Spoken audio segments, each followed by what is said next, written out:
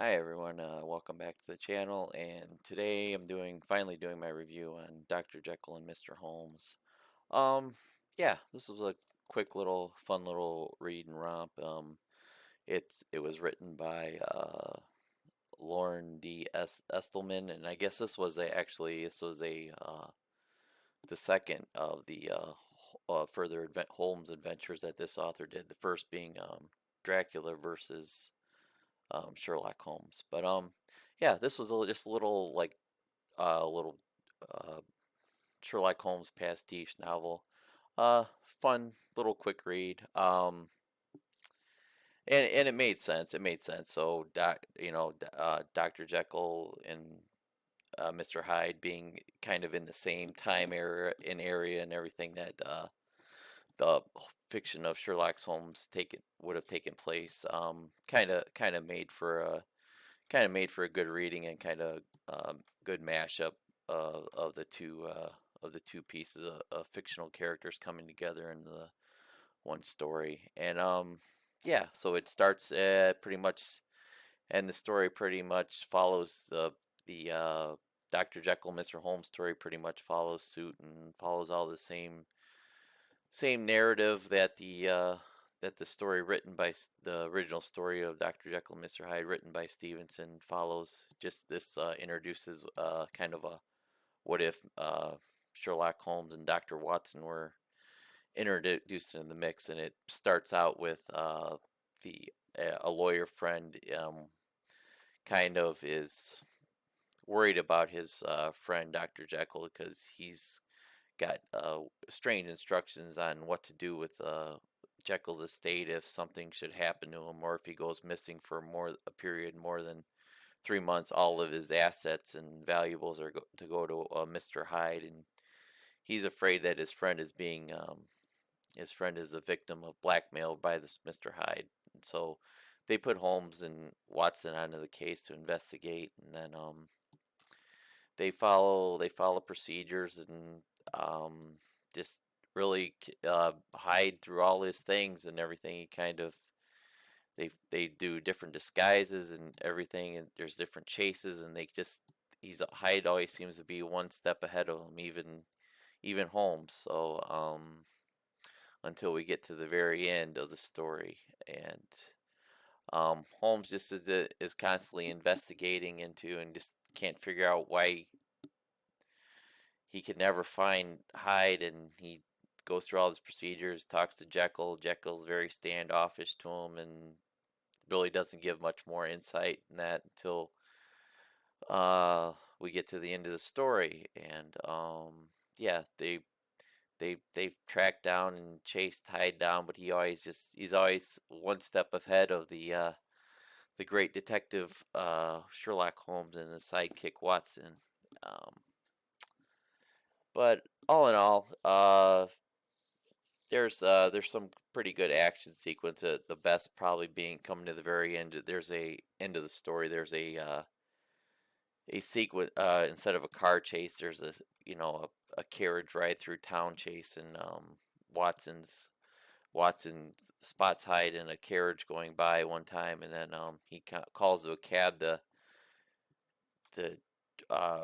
pick him up and chase down the cab ahead of him that's bearing Hyde, and actually the person driving the cab turns out to be none other than Sherlock Holmes in disguise, and there's a pretty much high speed chase through town, and but Hyde once again is able to elude him, get away, but we get to the end of the story, and um, they finally figure out that Hyde is back at the residence of Jekyll, and they break into the home of Jekyll where the access where Hyde always goes into, and they get in there, and then Hyde's in there, and he does the thing drinking the chemical mixture, and he uh, goes back to his former self and of Jekyll, and Jekyll's explaining his plight now that whatever was in the mixture, there's some impurity, and he can't separate the two any longer, and uh yeah, he's afraid that he is no longer going to be able to control himself. He's like, well, Watson's like, well, you're a chemist, maybe you could deduce and find out where the impurity is and separate the two. And Jekyll goes, it's gonna be it's just like, like just a shot in the dark to guess what it would be. It's just there's some unknown element in there, and even Holmes wouldn't be able to figure it out, and he wouldn't be able to figure it out anyways, because this last drinking of this last serum is the final one that he had. So that being said, and then when he kind of then he starts when he starts the transformation doesn't last long. He starts changing back to Hyde, and he's going to attack the two and um, more or less kill one of the others. So they have to make a choice, and they gun down Hyde, and it's pretty much how the story ends. And the whole situation and scenarios explained to the lawyer Fred Utterson, who is now going to be the sole benefactor of Jekyll's estate now that Hyde himself is dead too.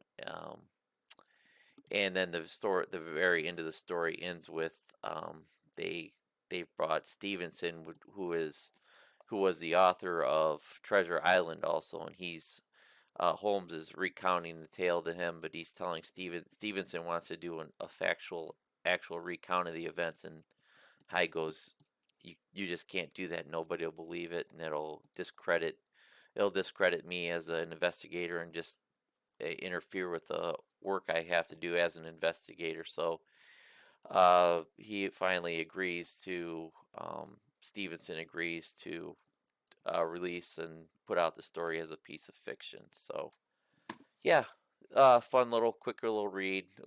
It came in at about 250 pages. I have an older copy of this book, but there's a newer.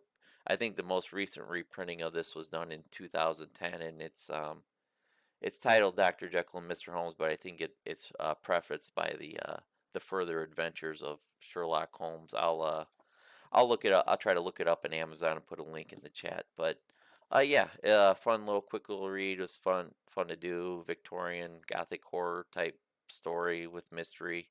I've never thought myself or really have ever read any Sherlock Holmes. So myself in the past. So this has kind of prompted me to want to maybe check out a couple other stories of Sherlock Holmes, specifically The Hound of the Baskervilles. I know is a classic that I haven't read and should read. So I'm gonna have to tackle that one day. But yeah, fun little read, especially fun at the Halloween time. I give this book probably a 4 out of 5. Quick read, little romp. Nothing too out of the norm or what you would expect if you're familiar with the story of Dr. Jekyll and Mr. Hyde. But there were some fun action sequences in it, and then mashing up the two different fictional characters, Hyde with Sherlock Holmes. Fun read. I suggest it if you're looking for something to read, quick, fun, couple classic literary characters of the Victorian era. I would recommend this book. All right, have a great day. Bye.